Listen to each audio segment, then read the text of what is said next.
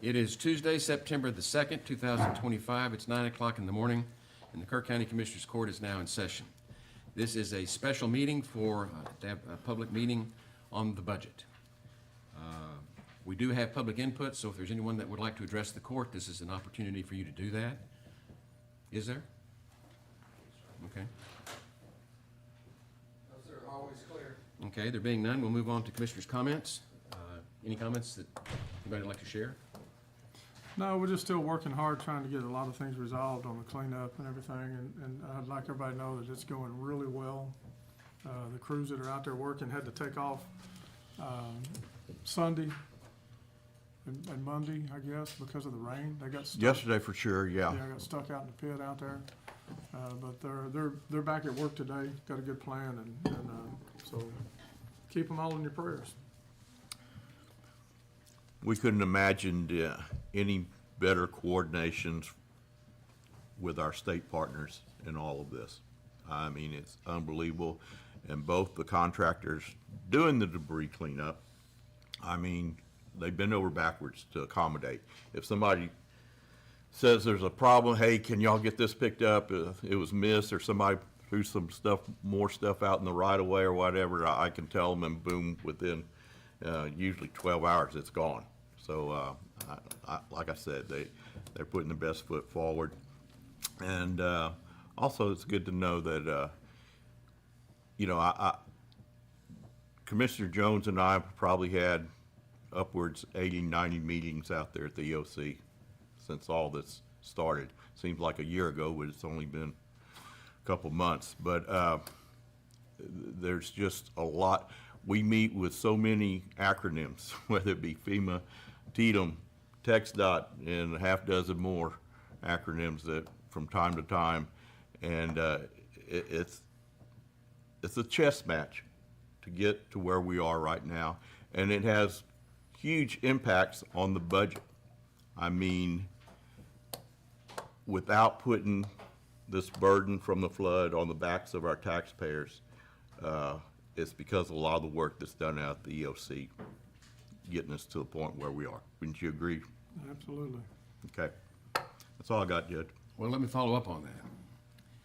I can tell you that the number one cause for counties going bankrupt historically has been debris removal from disasters, because it's just that expensive.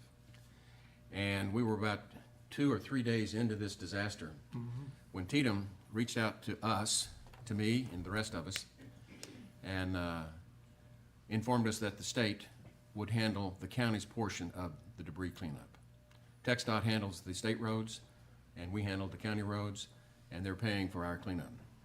And it is millions of dollars. And we would be in bankruptcy court in 6 months had they not done this. Or we look at it from here on out. Or we look at it forever. Sometimes they Yep. just don't clean it up. All right. If we'd cleaned it up, we couldn't afford it. Just put it that way. So we are grateful to our friends with the state. And to follow up on even more, TDM has been incredible. For those of you that don't know Nim Kidd, you need to get to know this guy. He's one of the most impressive leaders I have ever met in my life, and I'm an old guy, and I'm not easily impressed, but he impresses me. And he has been a tireless partner in this thing, keeping us informed of what we need to know and decisions that we need to make or need to be made, and then wise counsel to help us make the decisions. Something that I don't think the public does know is how this court has coordinated the Open Meetings Act during this disaster. Now, that falls on deaf ears. Everybody out there goes, who cares? What's the Open Meetings Act? It's no big deal, right? Well, it absolutely controls the rhythm and movement of this court, because once we talk to another commissioner, once I talk to Commissioner Harris, I can't talk to the others until we're in open court in a live meeting like this. Now think about how that hamstrings you. And in this case, we had 2 of our commissioners that were working with volunteer fire departments tirelessly, courageously. I can't thank them enough for their service to this county and the people of this county. But what you don't know is we had 2 other commissioners that were at the EOC almost, I think, every day One or both of you were there every day. And the importance of that is, I get these afternoon phone calls, or sometimes it's an early morning phone call, to tell me of issues that are going on at the EOC that I can't be there all the time. Because if I'm there, we're tapped out. Somebody's got to leave the room. Because you can have 3 of us at one time without posting for a public meeting. I know that sounds silly, but the way that we were able to choreograph this dance between, and that's what it was. It was like a 2-step. You know, you put 1 foot in, 1 foot out, kind of thing. I got reports every day from one or the other of these commissioners.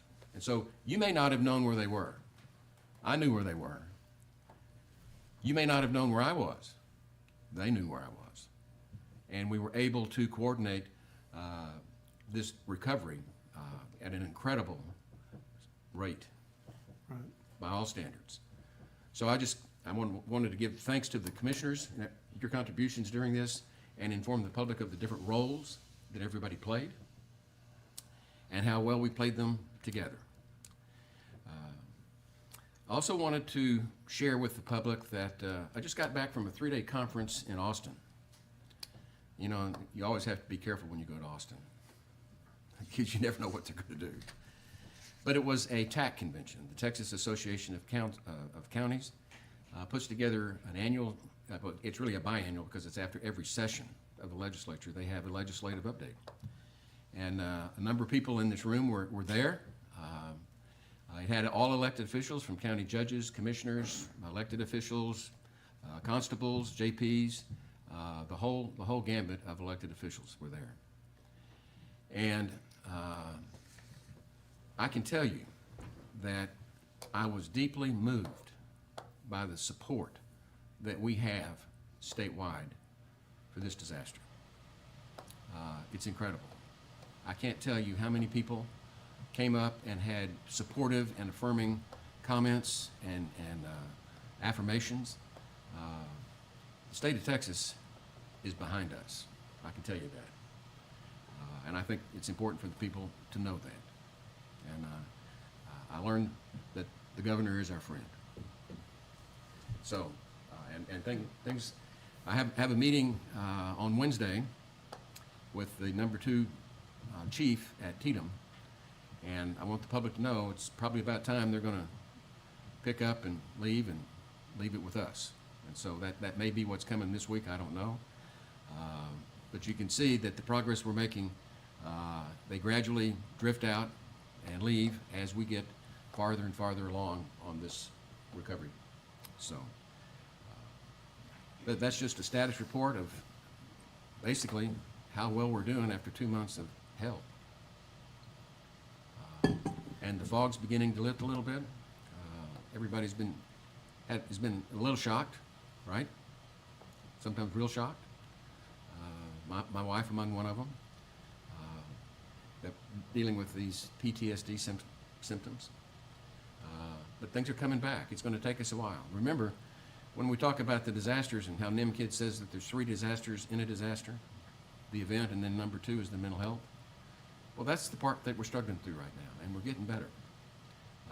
And I understand we had an outstanding turnout at Kreider's. Outstanding, huge turnout, as big as I've ever seen, and a lot of laughter, joking around, kids running around, part of the healing process. And it was And dancing. good turnout. Yeah, plenty of dancing. So the good things in life are coming back. We're going to get there. It's just going to take a little bit more time. And so the recipe for success here is 1 step at a time, and we'll get there. So with that, let's move on to what we're here about, and this is a public meeting on the budget. Let me call the agenda item. It's 1.1, public hearing on proposed Kerr County budget for the fiscal year 2025-2026. So who wants to weigh in? Anyone from the public? The meeting is for you, the public. So we'll talk to ourselves about it then. Right. It's just a public hearing, Judge. I know, That's it. but I understand it's just a public hearing. Do we need to talk?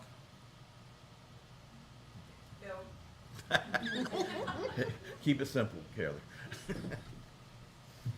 That's good. I think we actually vote on, this is the last required public meeting we have before we can take the vote.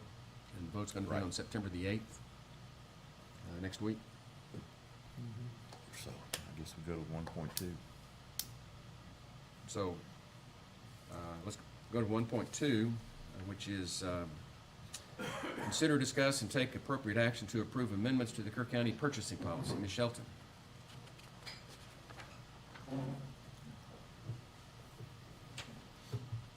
Yes, we're amending it. The new law took effect yesterday that allowed our competitive bidding to not take place unless we're at 100,000. So it moved from 50,000 up to 100,000, and the purchasing policy was changed for that reason. And you have no idea how cumbersome it was to have to put out for bid anything more than $50,000 in today's inflationary market, I'm telling you. So this was a welcome amendment. Very I make a welcome. motion to approve. Got a motion Second. and a second? Any discussion? Those in favor, raise your hand. Unanimous. Anything else on this agenda? No? Being no further business, we are adjourned. Short and sweet.